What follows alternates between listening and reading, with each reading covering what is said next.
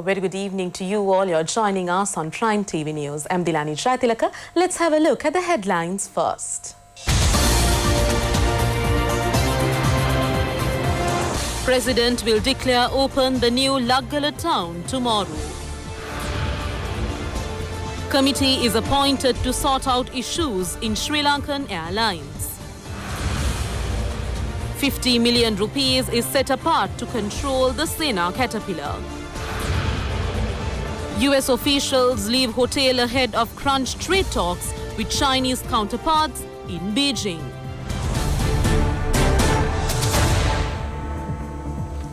Now for news in detail. A new town has been built in view of the old Laggala town that was submerged due to the Moragahakanda Kaluganga project. President Maithripala Sirisena will vest this new village in the public tomorrow. Government buildings established in the new town will be opened by the respective ministers. The new Laggala town is a fully fledged town. It is being endorsed to the Rajarata people by the President, realizing their dreams.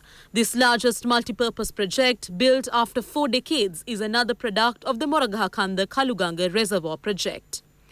The new Laggala town has been built on behalf of 3,000 families that were displaced due to the Laggala town that was submerged by the project. The new Laggala town has been constructed in a well-planned manner considering the needs of the future. The total investment made was 4,500 million rupees. The entire town spans 75 acres. It comprises a new police station, a unit management office, a cooperative building complex, a Pradeshia Sabha building, a divisional secretariat, people's fair and a public market complex.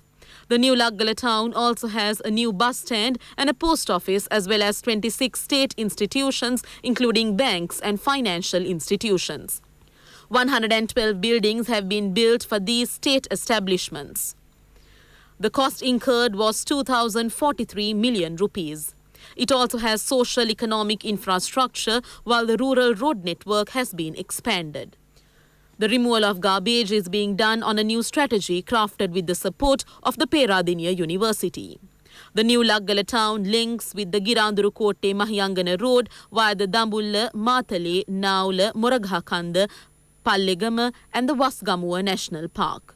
Many state and private investments will reach due to the main road network that directly links with the Dambulla town. Noteworthy is the reduction of travel time from 4.5 hours to 1.5 hours when travelling from the Matale town to Laggala town. Another specialty is the selection of the land concerned for the building of the town by the people of the area themselves. Natural resources have been fully used in the planning of the new town. The highest compensation has been paid to the people who had lost their property due to the Moragahakanda Kaluganga project. The President had personally mediated in this process. Compensation totaling more than 11,000 million rupees had been paid. In addition to the compensation, each family has been given a half acre of land and an extent of 1.5 acre of paddy land. Accordingly, the new Laggala town that is to be opened tomorrow will be a model to the entire country. President Maithripala Sirisena has appointed a committee to solicit necessary proposals and secure views for the presentation of recommendations for a new restructure of Sri Lankan Airlines, sorting out the issues prevailing in the airlines. The committee is led by State Minister Iran Wickramaratne. The other members of the committee are Dr. Harsha De Silva, Dr. Nandalal Veerasinghe, Dr. Dharmaratne Herat, Professor DBGH Disabandara, V. Kanagasabapati, LSI Jayaratne, Viraj Dayaratne, Mahen Gopalava, Vasanta Kumarasiri, Ajit Amarasekara and Tisuri Vanyarachi. The Cabinet of Ministers met this morning. Minister Akila Viraj Karyavasam expressed views to the media after the meeting. A significant decision taken at this meeting was the approval granted by the ministers to recruit 3,850 sports coaches. He said that the Education Ministry has already recruited these coaches after the conduct of interviews and the results announced. But the provincial councils did not grant approval for these recruitments. As such, the Cabinet approved the recruitment of the coaches and posted them to provincial and other schools. He said that a pre-cabinet meeting was held at Temple Trees. It discussed about the cabinet memoranda. The minister also expressed views on the future program as a government and party. The minister said that as a party they advanced in the last few days. He recalled how their strength was displayed at the mammoth meeting held at the Golface Green. He said that they are ready to face any election in the future. UNP branches were being established in every part of the country and Balamandalas being set up. He added that the disputes between their MPs had now been sorted out. Their party is a democratic party. The party leadership was able to safeguard its dignity with all these different opinions. The Court of Appeal has dismissed a petition calling for a medical report on the president's mental status. The petitioner has also been ordered to pay an amount of 100,000 rupees as government legal costs. The consideration of the relevant petition filed by Takshila Lakmali Jayawardena, a resident in Colombo 12, was done today before the Court of Appeal President Justice Preetipadman Surasena and Justice Arjuna Obesekara. The Additional Solicitor General representing the Attorney General objected, stating that the appeal court does not have the power to take up the case. As per the ordinance on mental illnesses, if there is any information on a person ailing from a mental illness, it first should be reported at a police station. And then, if the police do not take an action on the information, one can take legal action at the courts, pointed out the Solicitor General. He said that, however, as there has been no police report on such afflictions on this case, this false petition has been filed with the purpose of humiliating. Further commenting, the Additional Solicitor General stated that under the Clause 35 of the Constitution, a case cannot be carried against the President. Accordingly, the Additional Solicitor General requested the Court of Appeal to dismiss the relevant petition. Following lengthy considerations, the judge panel declared that there is no fair legal basis to hear the petition. Pointing out that the petition filed without any substantiation has had an adverse impact on both the head of the government and the country, the judge panel stated that the court procedure followed by the petitioner has no legal basis. Accordingly, the petition was dismissed without being taken up for hearing, and the petitioner was ordered to cover government legal costs. The Ministry of Agriculture has allocated a sum of 50 million rupees to control the special type of the Sena caterpillar. This special type of caterpillar has damaged several types of crops, including maize and sugar cane. Minister P. Harrison and a group of senior officials toured Nachadua in the Anuradhapura district to make inquiries in this respect. The minister told the farmers that a sum of 50 million rupees has been allocated to grant a subsidy of 50% for the purchase of insecticides. The spraying of insecticides using the drone technology is being carried out on a trial basis. Meanwhile, agricultural officials have taken initiatives to temporarily halt the sale of maize that is taking place on either side of the Chilau-Colombo main road. This decision has been reached after an inspection carried out by officials of the Puttalam Deputy Agricultural Director's Office and public health inspectors. The decision was taken due to the presence of the Sena caterpillar in the maize that was examined. The public health inspectors took the initiative of destroying maize that was stocked in the outlets. Puttalam Deputy Agricultural Director W.M.S. Vanninayaka informed that the sale of maize has been banned until further notice. In the meantime, Minister P. Harrison also inspected the cultivations in the Mullatiu and Kilinochchi districts that were destroyed by the recent floods. He met cultivators in the Murusamuttu area in Kilinochchi and told them that the government was ready to compensate them on behalf of the damaged cultivations. He told the farmers that a program will be implemented to reconstruct the tanks and anicuts that were damaged by the floods. New governors have been appointed for the Northern, Sabaragamuwa and Uva provinces. The new governors took oaths before President Maithripala Sirisena. The new governors took oaths before the President at the Presidential Secretariat. Surendra Dhawan took oaths as the new governor of the Northern Province. Dr. Dhamma Disanayake was sworn in as the new governor of the Sabaragamuwa Province. New Uva Governor Rajit Kirti Tennakon also took oaths before the President.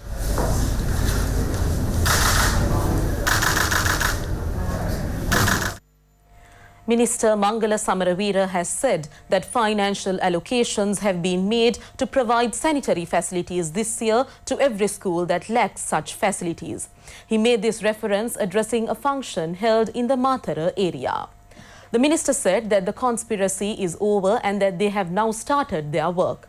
He said that although many think that the country is developed, there are thousands of schools which lack proper sanitary facilities for children. As such, the minister said that they have allocated money to provide sanitary facilities to all these schools. Also, there are thousands of thatched houses or houses with broken roofs. He gave an assurance that there would be no thatched houses in the country by the year 2020. The Sri Sannas Patra presented by the President to the Malvatta Mahavihara at the time the Tripitaka was declared a national heritage has been handed over to the Mahanayaka of the Malvatta chapter. The Anunayaka of the Malvatta chapter, the Venerable Niyangoda Vijitasiri Thera, received this Sannas Patra from the President. He presented this Sannas Patra to the Mahanayaka of the Malvatta chapter, the Most Venerable Tibbotuave Sri Sumangala Thera, yesterday. The Mahanayaka on that occasion said that he would be placing this Sannas Patra at the museum of the Malvatta Mahavihara. He announced that a new museum will be established in the new building that is being built at the Vihara. Mainly dry weather will continue to prevail over most parts of the island except for light showers along eastern coastal areas.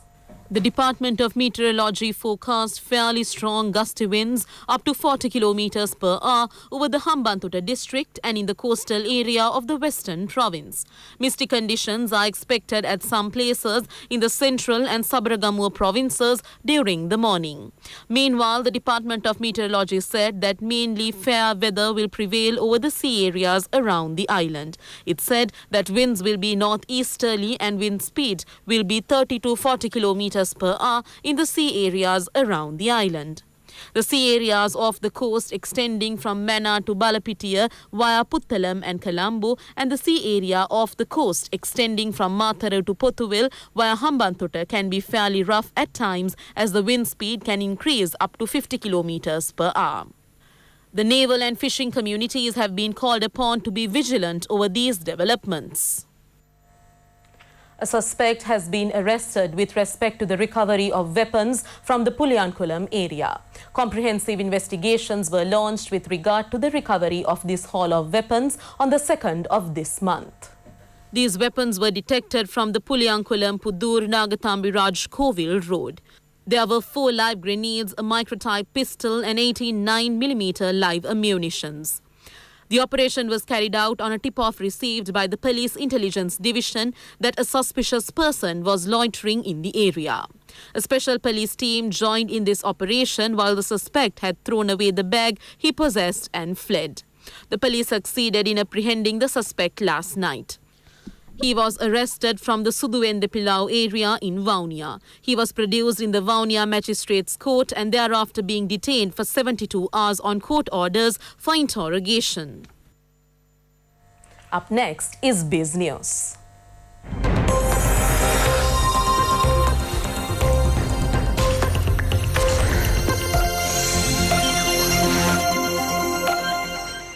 The total number of tourist arrivals in Sri Lanka as of December 2018 was 2,333,796.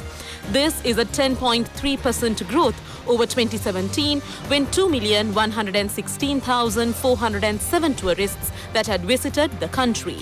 The recent statistics outline that the total number of international tourist arrivals in Sri Lanka during December 2018 was 253,169.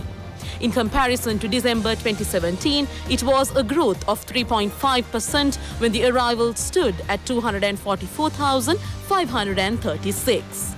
During December 2018, the largest source market for tourists was India, followed by United Kingdom and China. Almost 97% of tourists travelled by air to Sri Lanka. The data reveals that as at 31st December 2018, Asia and Pacific continued to be the largest source of tourist traffic to Sri Lanka, with 47% of the total traffic received in December 2018.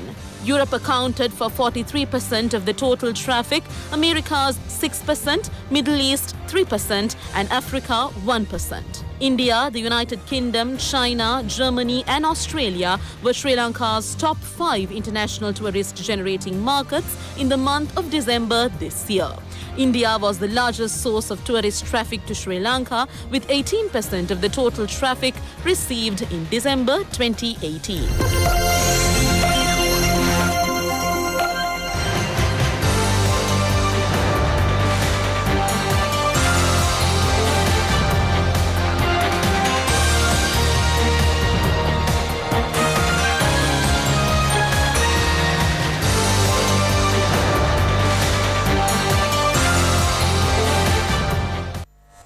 That's all we have for you today. Prime News returns tomorrow. And in the meantime, make www.itnnews.lk your go-to source for the very latest in news at home and overseas. Have a pleasant week. Good night.